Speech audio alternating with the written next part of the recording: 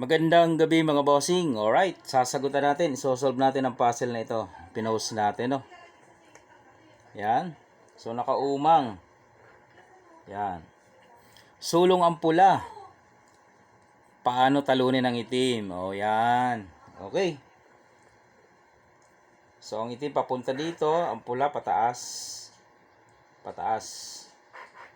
Pataas. Okay, mga boss. Pero bago natin sagutan yan, pakita ang solusyon, yun munang comment. Kasi may nag-comment, 5-1 daw ang sulong. Kasi once na maipatatlo, kain dalawa, dadama yung pula. Pagka kasi daw nakadama na, ay malaking bagay na. Okay? Advantage na, ika nga. So, tingnan natin kung pag nag-5-1 ay matatalo. Siyempre, nag 5-1, kakain nyo ng 3, no?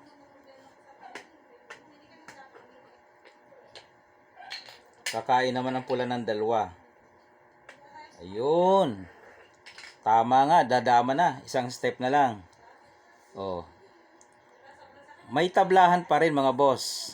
Ito ang hindi nakita, oh. Papakainan dito. Tapos, ayun, may pakain ulit. So, hindi mo na yan, hindi mo na mahahabol. Oh, malayo na eh. Oh, 2 ka na lang, 3 siya. Pag dumama ka, pwede niya itong takpan, no? Pag dito ka, ayan na, oh. Dadama na. So, tabla, mga boss, pagka nag 5-1 ka. Okay? So, ibabalik lang natin, no? Ibalik natin sa position.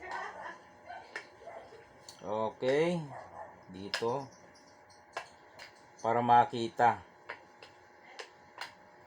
Yan.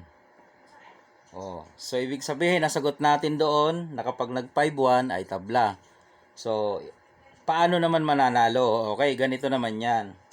Para manalo ka dito, huwag mong tatakpan, no? Ang gagawin mo ay ganito. Yan, papabayaan mong kainin 'yan. Oh, 4-16. Kain siya ng 2. Yan, okay? Pagkain ng 2, anong sunod? Ang gagawin mo ito, ibigay mo to. Yan. Ibigay mo yung sa gitna. Okay? Ibigay mo to. O, yan. O, yan. Saka mo ibigay ito. O, di kitang-kita. Okay? Kain ka ng ilan? 5. 1, 2, 3, 4, 5. Ayun. Pero hindi pa niya nagtatapos. May sulong pa eh. Itim ang susulong. Pag sumulong ang itim dito, idadama mo lang. No? Ibig sabihin, maglalagari ka dyan, hindi na siya makakatawid. Okay? Balik natin. Kaya naman, dito yan susulong. Pag hindi ito, ito. No? Diba? Dito siya.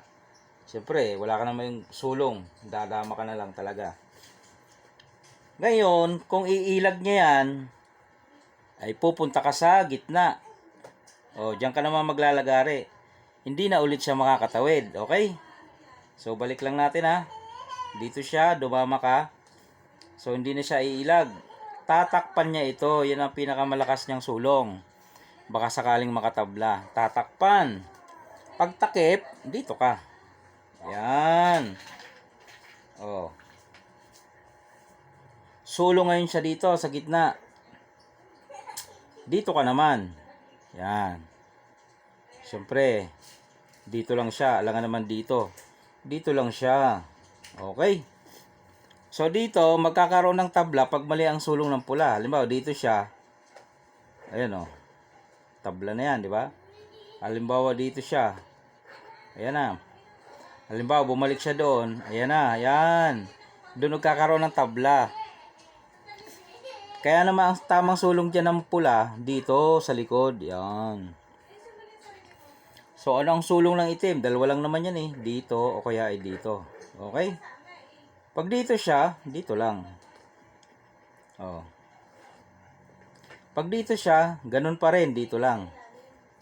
Kasi, pwedeng umilag, pwede niya ipakain, no? Ba, pinakain niya. Huwag mong isasagad ang kain, dito lang. Para pagbaba niya doon, o dito ka. Okay? Ulit, doon. Dito siya, dito ka. Pag dito siya, dito ka. Dito siya, dito ka. Pag dito siya, dito ka lang. Okay? Pag doon siya, dito ka. Pag dito siya, baboy. Oh, yun ang solusyon, talo.